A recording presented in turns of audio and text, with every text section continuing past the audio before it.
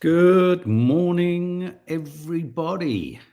Good morning. Hello. Welcome to Coffee Moaning. If you're listening on podcast, welcome. But if you're not, you're here. Hello. Morning, Lynn. Morning, Gemma. Morning, Faith. Morning, Hillary, Edward. Hope you're all well. It's Friday. It's the end of January, guys. What a shit show of a month January is. What's your favorite month? Do you have a favorite month? Everyone pumping your favorite month. Is it April? April Hill? Hi, April. Hope you're well, sweetie. Teresa Hutchinson, hello. Hi, Margaret O'Brien. Hello. January flew by for me, says Teresa Hutchinson. BBC Quiz of the Year, final part 4. Absolutely right.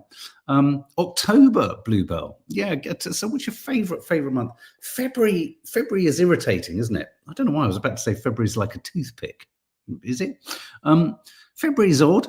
I mean, February is an interesting month for gardeners because they have to sort of start thinking and getting ready and thinking about what they're going to be doing and all that kind of malarkey. May, Donna Coupe. Is it Coupe or Coupe? Morning. October, because it's my birthday, Claire LC. That's a nice functional reason. August, Margaret O'Brien. September, Alison Barber. What's my favorite month? I think I like November, not because it's my birthday, but I do like the run-up. I like the cozy run-up to Christmas. I like the festivities. I like the early nights. February, probably because my birthday, but really, to be honest, July, says Reese. May, for me, says Sharon Carter. Russ Ouch. It was your birthday yesterday. Happy birthday, Mr. President Russ Ouch. Happy birthday, Mr. President Russ Ouch. Happy birthday to you, Russ. I hope you have a lovely day. I hope you've got something fun planned. Don't know why. I always envisage you in Oxford Covered Market running around like a nutter, but maybe you don't go there at all. Big happy birthday to you, Russ.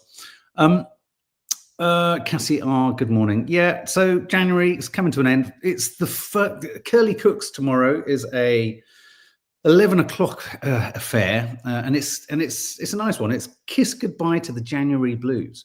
Does anyone here like January, or is it just one of those? It's one of those odd months that kind of, rather than assessing whether you've done enough by the end of December or the end of last year, I think January is one of those months where unless you get off to a good start, you feel, shit. But there we go. Lots of happy birthdays there for you, Russ. What are we talking about this morning? Okay, well, in the most bizarre, but to be brutally honest with you, is it bizarre? With the Donald is back and he's speaking shit. Donald Trump blames air crash in Washington on, amongst other things, dwarfism. When I heard this on the radio yesterday, I was driving back and I was like, did I hear that correctly? I mean, he doesn't literally blame it on someone who has dwarfism, but he includes dwarfism in amongst his diversity, equity, and what is the I? What's the I in DEI? In the whole diversity policy, he basically, without any qualification or any proof, he basically says that the Washington crash, the air crash, happened because of people, the diversity policies of the Federal Aviation Agency. The best thing to do is I'll show you a clip of ABC News. They do a report on it. I mean, it's kind of unbelievable because he kind of, I suppose he's gone on is it the weave, the curve, the whirve, the move?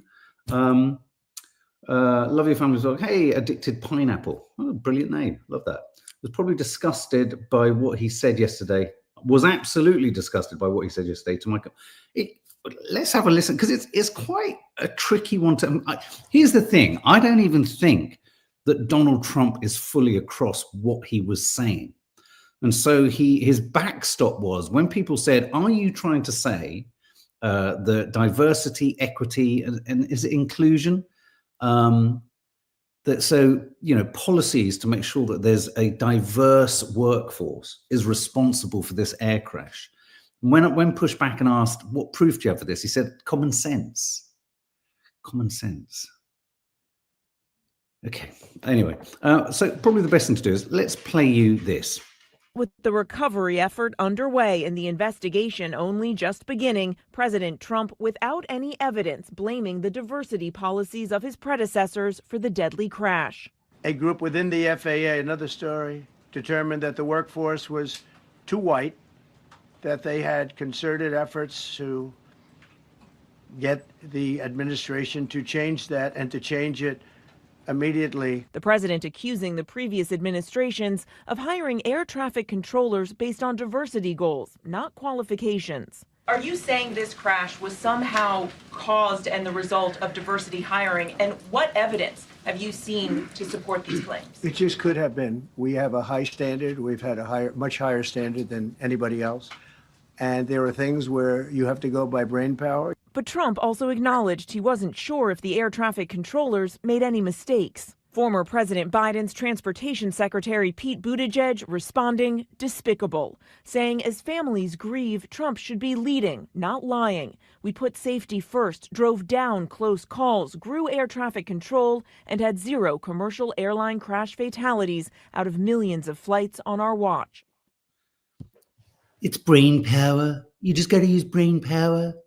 I mean, if I didn't know otherwise, I'd feel like he had some kind of mental collapse, politicizing a track. Well, like Mo Power, you're absolutely right. You know, he literally pivoted from a minute's silence to essentially saying this. He said, the Federal Aviation Agency's website states they include hearing, vision, missing extremities, partial paralysis, complete paralysis, epilepsy, severe intellectual disability, psychiatric disability, and dwarfism. He's basically saying it's got to be brilliant people in these positions, basically swiping at absolutely everyone else. I mean, it's just such a bizarre and such a, I'm all for adopting a different approach to how a president or political leaders govern. I'm bored of, if I'm honest, the generic kind of politico speak, the insincere sort of heart-wrenching sort of sharing of their grief and concerns for, I just don't believe politicians anymore. When a tragedy happens and you see a prime minister or a leader come out and go, all of our thoughts, yeah, okay, fine, but actually no one kind of buys it. I don't. I mean, you just think you've got to do that because you're the leader of the country. So I'm all for someone taking a slightly different approach, but perhaps a more meaningfully humanistic approach, not in the opposite direction, where you start blaming people with dwarfism, missing limbs, any form of kind of mental or physical disability, and it's not even as if the situation at hand at the airport, the crisis or the crash resulted as a consequence of any diversity issues in the first place. It's just bizarre. It's like you can be more authentically humanistic, or you can be unlike politicians. I have to be honest. I find it utterly intolerable the way in which politicians come out and talk in crises. I just don't. I think, are there really members of the population who look at this guy standing there just saying what he feels he has to say? But I do think that there's something to be said for leaders coming out and actually demonstrating their human warmth and their human, and we've talked for many times over the years about the total lack in the political sort of spectrum of an emotional warmth. It's like politics is just populated with sociopaths, narcissists, and psychopaths.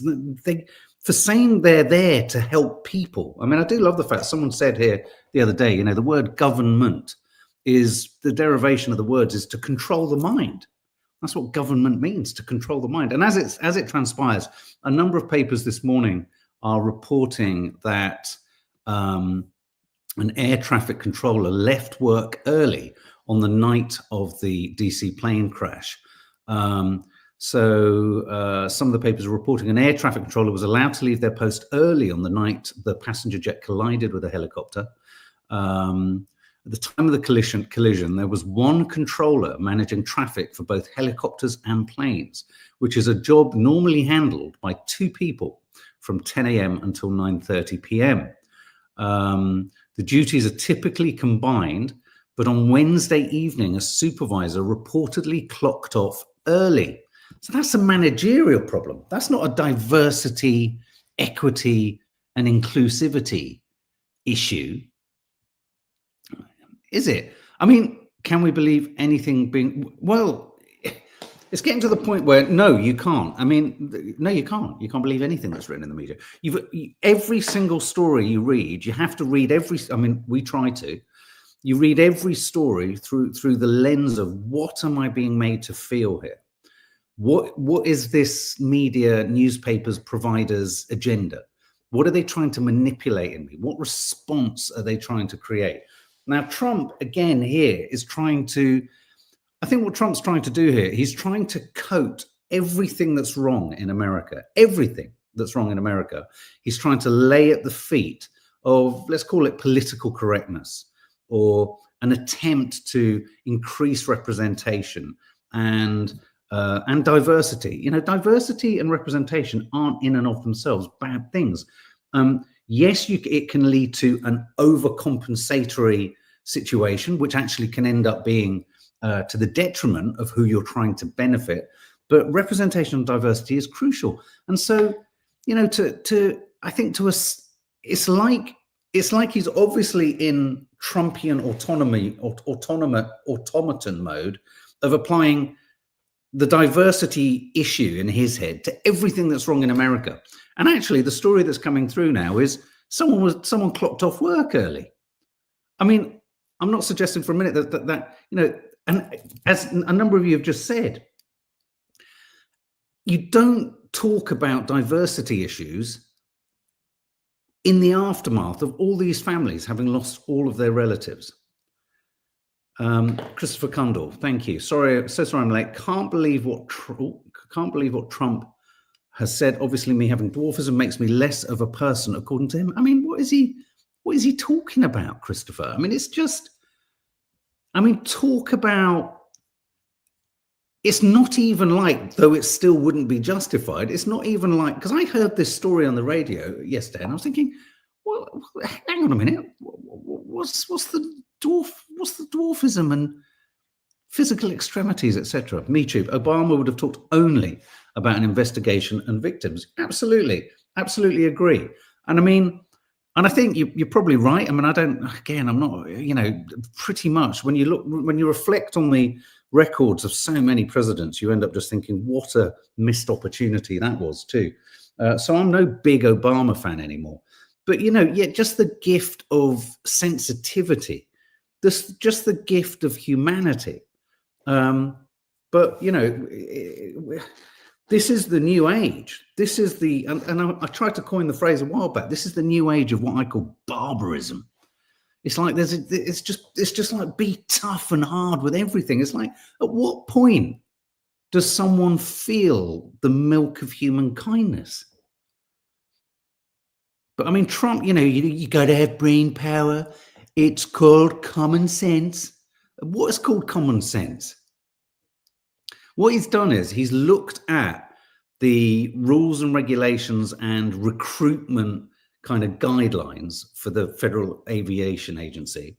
And he's decided that because they have a diversity clause, which most companies do, it's because of that this has happened. I mean, it's just ridiculous.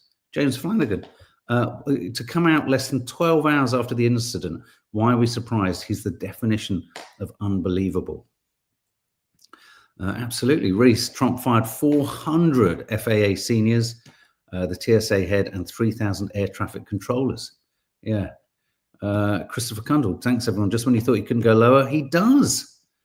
He told Faith Goodman, he told us to inject bleach to cure COVID. So when he goes off script, he is dangerous.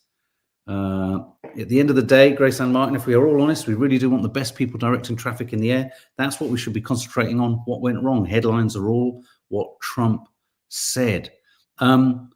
Yeah, I mean, well, no, but the story is developing that essentially it's got nothing to do with the type of person who was in air traffic control.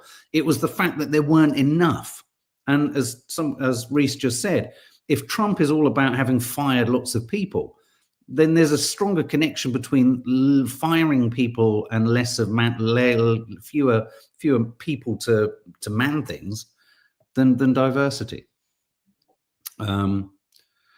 Quite something. Reese, when did you do that? Before or after the crash? Reese, 8 days ago.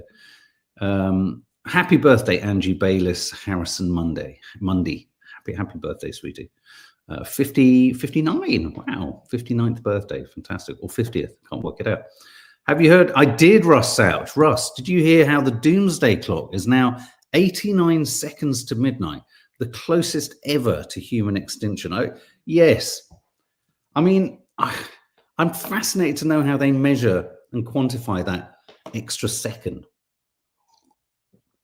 Am I right in thinking that when there was the kind of the peak and height of the Cold War, or even the the Cuban Missile Crisis, we were 17 minutes to midnight? I mean, wouldn't it be lovely just to be at 6 p.m. A good healthy 6 hours away from midnight? That would be nice, wouldn't it? I mean, it would be lovely, wouldn't it? So yes, Trump once again in his he hasn't even been in power for 2 weeks, and his first sort of not natural but first disaster, crisis, catastrophe, and he's blaming people rather than holding people. So there we go. What a surprise! What a surprise.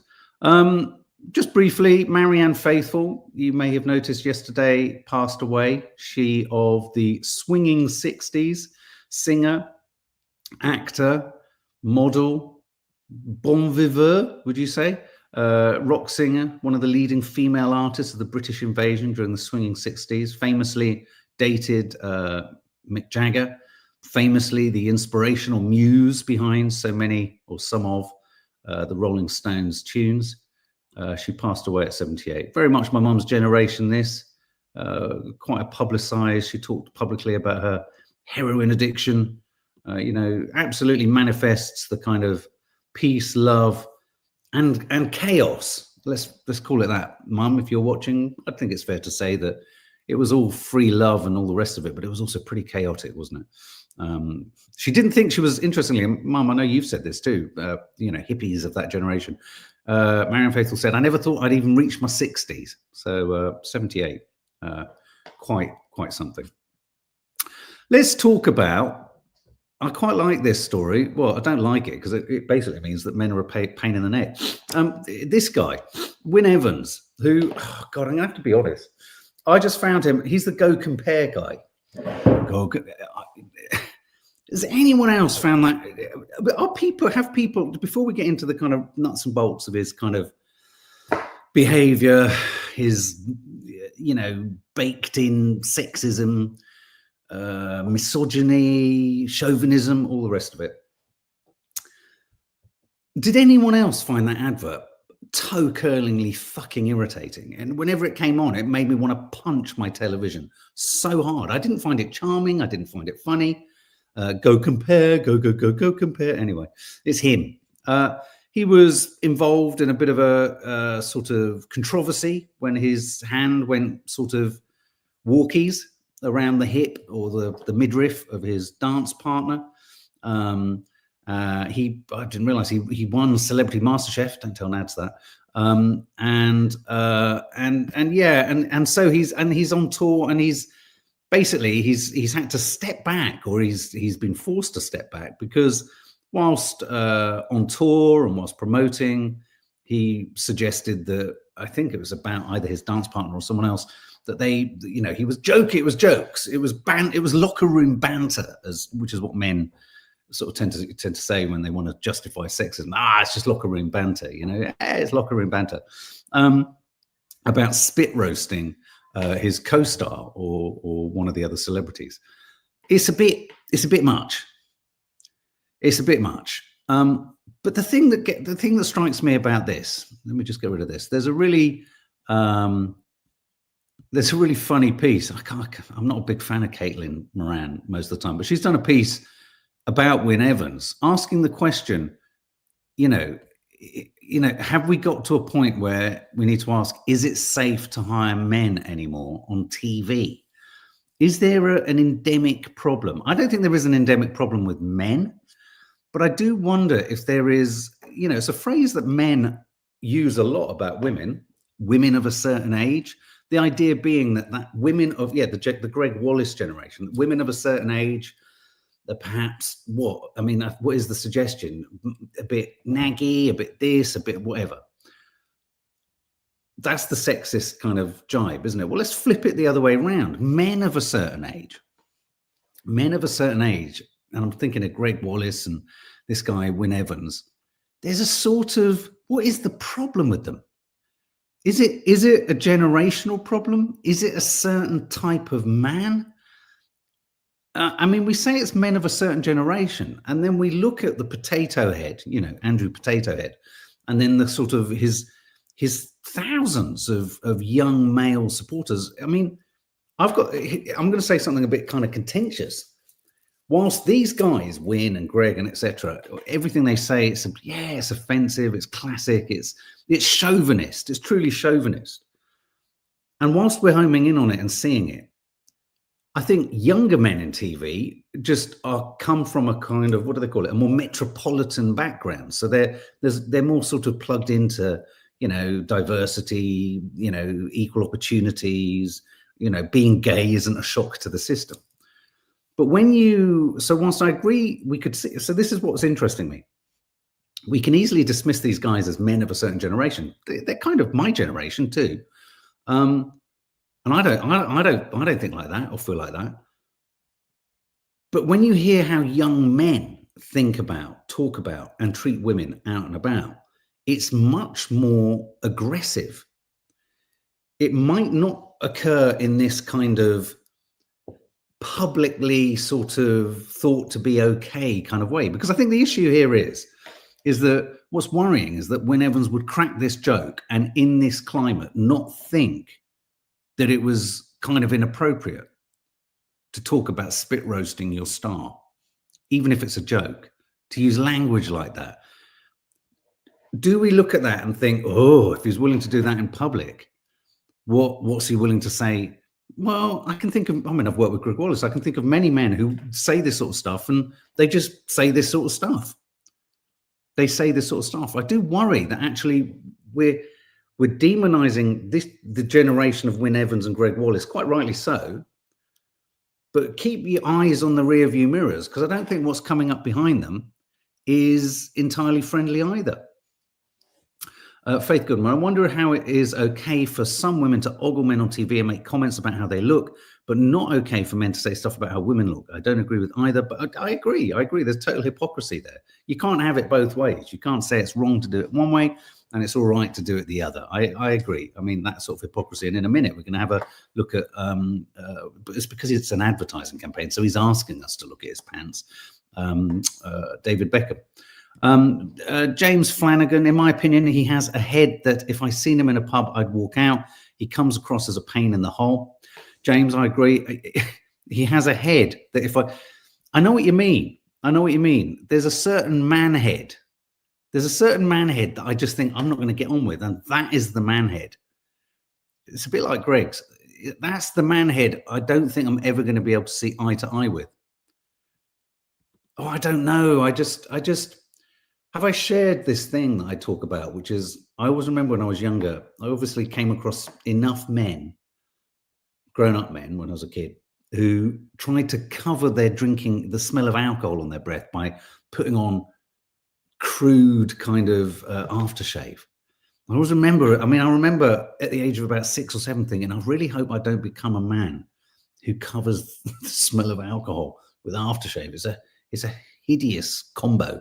And it sort of is a combo of kind of, for me, I think, so bear with me a minute, it kind of speaks to trying to mask with scent a sort of yuckiness of intention. And Yes, the fake smile, it does creep me. I mean, it's not about getting into appearances, but there is a certain type of man. There is a certain type. It's a lot of men, Nicky Bull. Brute 33. Yeah, it's just I've had so much to drink, and then yeah, this will hide it. Yeah, I mean, and I think there's a kind of, it's metaphorical, but I think there's a kind of that metaphor of men who do that. I think that's what this is. I think, I think it's a stretch to say that this guy or Greg Wallace, if they hold these values and can say this stuff so easily, that it would lead to anything more untoward. But I sometimes worry that we home in on these stories, as we have done with Greg and this. But mind you, we also home in on the issues facing young men. But the toxicity amongst men out there is absolutely petrifying. But I do think, it's good. I think we need to start using the phrase, rather than it being women of a certain age. Let's talk about men of a certain age. But it's not just men of a certain age. I've got a horrible feeling that men of a much younger age are much more adept at either hiding this attitude, or most of them aren't on telly. You see what I mean? I think men are losing their hair and going bald, shave their heads to own that they're going bald, not a comb over. Yeah, I agree, Faith. That's a fair description. Don't mention his baldness. It's now a hate crime, says Good Chip Lollipop. No, I didn't mean it like that. I just meant, there's man heads. There's a sort of slab of meat man head that when I have the same feeling. If I'm encountering a man head, I really want to take evasive action quite fast. And if it's a man head that's been drinking and that's slapped aftershave on it to make it vaguely presentable, I'm out. Beefhead, Vic, beefhead. Yeah. It's a larger, and I think Wyn Evans's biggest crime of all is being the face of the most toe-curlingly annoying advertising campaign in British history. It's hideous. It's a shock to my system, and I don't think we'll ever be able to recover from it. So I just can't bear it. Can't bear it. I don't mind I call him slap it. God, when we were at school, we used to call it slap it. There used to be slap head and back necks. Did anyone used to get that? And if you're really unfortunate, someone would slap head and back neck you, and you'd basically get whiplash for the day. Yeah, big heads, just heads that have mouths at the back, some heads that have more personality in the folds at the back of the head than they do in the face. Those are the ones where sometimes, I seem to remember getting very drunk when I was younger and trying to talk with the back of a head like that once. Anyway, knucklehead. Having talked about the objectification of women and objectification of men, we're now going to objectify, though, to be brutally honest, Faith, I always take on board what you're saying. I think, sometimes the argument has to be, but you can't just say all men are this, because all men aren't this. But sometimes men, women invite us to look at them in a sort of suggestive manner. And I'm just going to show you, is this it? I've taken the music off because I just think it will flag up as a kind of can't use, but just check out this new commercial. Who's this arriving? In his, what is it? Jack? What is it? Oh, look at him. Could he be, but hang on, that's not it. This is Bachelor Pad fucking City. Get this suit off. Oh, yeah, he's back in his pants. Now, he's not bad for 50, is he? There he is, just hanging around. I'm thinking of restaging this shot. There's a very funny piece in the papers talking about, I'll leave him up just for a moment. Where is it? David Beckham. It's very funny. His bronzed torso is ridiculously ripped and will cause a shift in the acceptable minimum standards for the male psyche. So much for the dad bod. David Beckham, who turns 50 this year, has released pictures of himself modeling something called bodywear. These aren't underwear. These are bodywear. But to be brutally honest with you, for the vast majority of men, myself included, if you put something on that's this sort of vacuum packed, you're going to look like the giblets of a turkey in underwear. Russ, God, he puts me to shame. Yeah, no, and the piece goes on in very funny style. It said, Beckham returns home for the day, in his vintage Aston Martin, very Bond style. I wonder if he could play Bond. I wonder if he's pitching for a movie role. And then it says here, he just can't wait to rip off his suit and then slouch around in a leather armchair in nothing other than his tighty whities. But his body really does make, this is the kind of, but what's interesting about this, we've talked about, there's the social norm of women of a certain age. And I think we've tried to rehabilitate using the phrase men of a certain age. If men of a certain age use the term women of a certain age, we'll use it back at you. This is the same sort of pressure that women are under, isn't it? I mean, when I saw this, I sort of immediately went, fucking hell. As he had a line drawn down his waist. Because look at that. I mean, I know not all of us are looking at his waist. All those well-calibrated tattoos.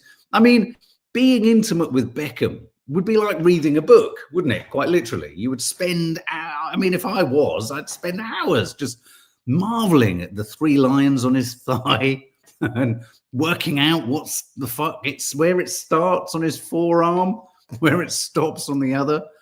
And that background there, look at the background of the shot. That's the apex.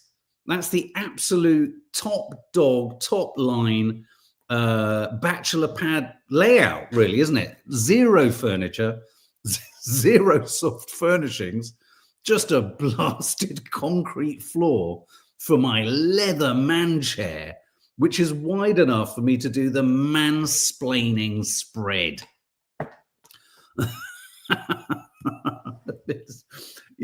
I don't know why, but these feel like they're ripe for satire. It looks like a car park. It's not. Don't say that. Who said that? DP. It's not a car park. That is the absolute aspirational peak of bachelor pads. Low maintenance, wipe down. Look, they're just sheets of metal behind him. Sheets of metal. And just look at that.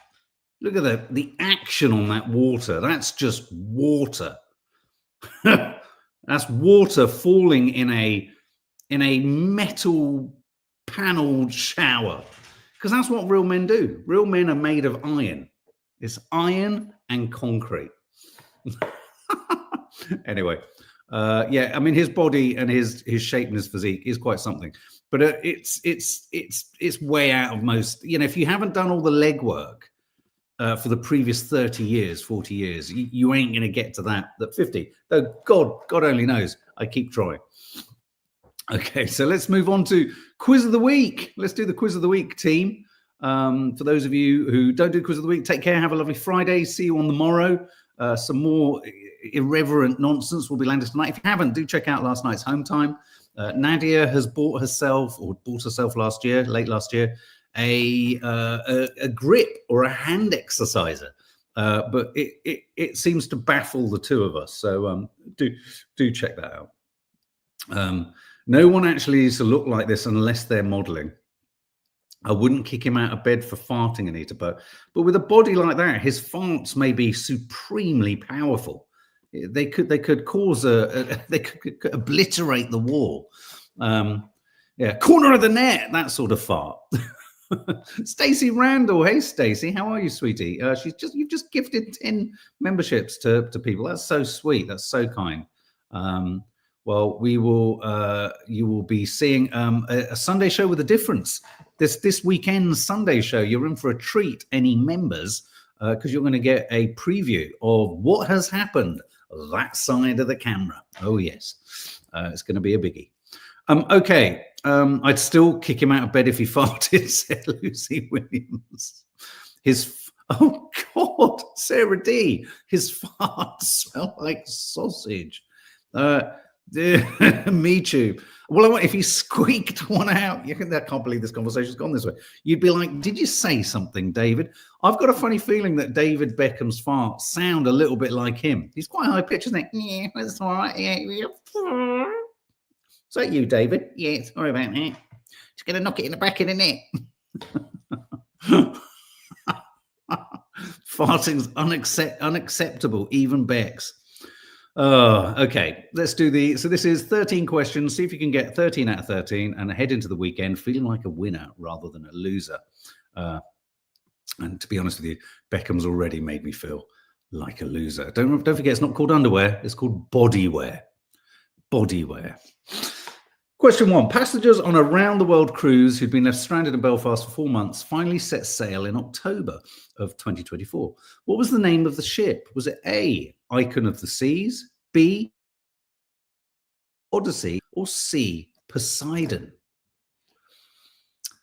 Passengers on a round-the-world cruise who'd been left stranded in Belfast for 4 months finally set sail in October. What was the name of the ship? Was it A, Icon of the Seas, B, the Odyssey, or C, Poseidon? Any Irish people here will possibly know. The answer is, oh, look at you, Faith Goodman. Straight out the traps, straight out the whatevers. B is right. The answer is B. Question 2. Singer Sabrina Carpenter became the first female artist in the history of the UK singles chart to spend 20 weeks at #1 in a year. Which of her tracks spent the most time at the top? Was it A, Espresso, B, Please, Please, Please, or C, Taste? Sabrina Carpenter became the first female artist in the history of the UK singles charts to spend 20 weeks at #1. Which of her tracks spent the most time at the top? Was it A, Espresso, B, Please, Please, Please, or C, Taste? Reese is saying espresso. I said espresso only because we used it on one of Nadia's reels, but no, it's Taste. C. Question 3. 100 couples said I do at one of England's most popular wedding venues all in one day as it celebrated its 100th birthday. Which of these London registry offices was it? Was it A, Islington Town Hall, B, Old Marylebone Town Hall, or C, Stoke Newington Town Hall? Which one of those London registry offices celebrated its 100th birthday with 100 couples saying, I do. I do it just for you. Faith Goodman, love the way you're not going for the letters. You're refusing to be straitjacketed into just ABC and you're writing the words. You're correct. It's B, Old Marylebone Town Hall. Question 4. A huge Maya city was discovered by accident centuries after it disappeared under the jungle in Central America. In which country did researchers discover the remains of Valeriana? Valeriana. God, that sounds like a game. Is it A, Guatemala, B, Honduras, or C, Mexico? A huge Maya city was discovered under jungle canopy in Central America. But in which country was Valeriana discovered? Was it A, Guatemala, B, Honduras, or C, Mexico? I want to go to Valeriana, though I bet there are big spiders. And I bet when you get there, fucking David Beckham wanders out of the undergrowth in his bodywear. The answer is C, MeTube. You're right, Mexico. Question 5. A year of US political drama came to a head in November as Donald Trump defeated Kamala Harris to win a second term in the White House. After winning, which of the following did he pledge to do when he became president? A, end automatic citizenship. B, impose restrictions on abortion pills. Or C, raise the Social Security pension age.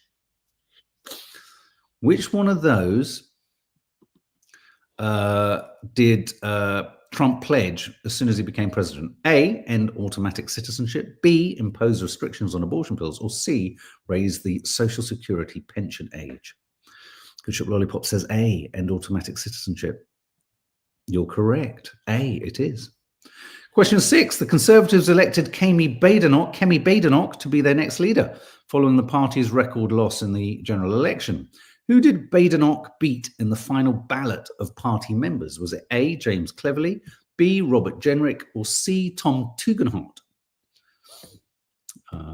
Any political observers, fans, politically plugged in individuals will know this answer. If you're into basketball, you might not. The answer is B, Robert Jenrick. Question 7. The world of music mourned Quincy Jones The celebrated US musician and producer who died 91. He was good. Over the course of his career, he worked with Frank Sinatra, Donna Summer, and Michael Jackson. Which of Michael Jackson's records, produced by Quincy Jones, won a Grammy for Album of the Year? Was it A, Bad, B, Off the Wall, or C, Thriller? Which of those Michael Jackson albums produced by Quincy Jones won a Grammy for Album of the Year? Was it A, Bad, I'm bad, so bad, B, Off the Wall, or C, Thriller? You know the one. The answer, I went for A. I was trying to be counterintuitive, but got tripped up by my own cleverness or stupidity or my own diversity, equity, and it was C, Thriller. Kaz Knowles, you're right, and Kathy Bell. Question 8. The world's largest crocodile in captivity died at a wildlife sanctuary in Australia. The ancient reptile was thought to be at least 110 years old. But what was his name? Was it A, Brutus, B, Cassius, or C, Maximus? This is pure guesswork. I mean, I seem to remember us covering this, but my God, there's been bigger fish to fry and crocodiles to cut. No, chop, no. A, Brutus, B, Cassius, or C, Maximus? Oh, they're all so Roman. The answer is B, Cassius. Question 9. Match of the Day presenter Gary Lineker will step down from the flagship football show at the end of the season, the BBC announced. The host since 1999. In which year did he present part of an episode in just his underwear, or is that bodywear, David? As the result of making a rash promise on social media? Was it A, 2013, B, 2016, or C, 2019? The host since 1999, Gary Lineker. In which year did he present part of an episode in just his underwear due to a rash promise he made on social media? Was it A, 2013, B, 2016, or C, 2019? The answer is Margaret O'Brien seems to be in the right ballpark, back of the net, to B, 2016.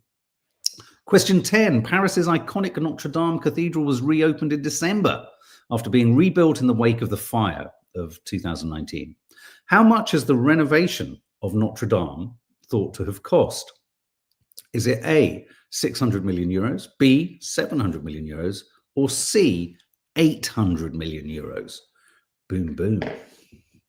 How much is it reputed to have cost to restore and renovate the 850-year-old Notre Dame? Is it A, 600 million, B, 700 million euros, or C, 800 million euros? Bye-bye, Catherine McLaughlin. You're giving up. Don't be a giver-upper, Catherine. I know it's tough, but we can learn things in these moments. The answer is B, 700 million. Question 11. Singer Taylor Swift thanked her fans as she brought her record-breaking Eras tour to an end after almost 2 years. The final shows of the tour were held in the Canadian city of Vancouver. But where did it all start?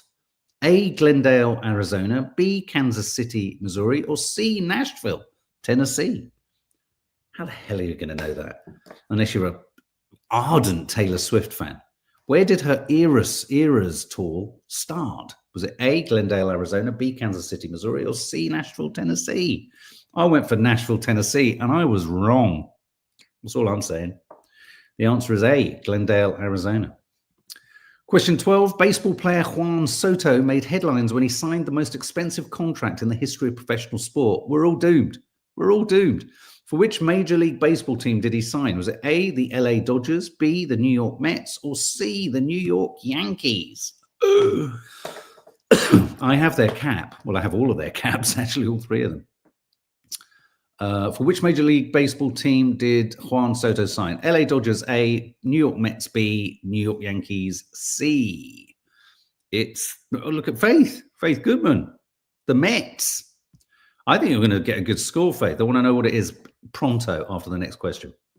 Final question. Broadcaster Zoe Ball described presenting Radio 2's Breakfast as an absolute privilege as she signed off for the last time after 6 years as a host. What song did Zoe Ball play to end the show? Keeping the Dream Alive by Münchner Freiheit, Lovely Day by Bill Withers, or Sweet Freedom by Michael McDonald? What did Zoe Ball play as her last track? Was it A, Keeping the Dream Alive by Münchener Freiheit? Never heard of that. B, Lovely Day by Bill Withers, or C, Sweet Freedom by Michael McDonald?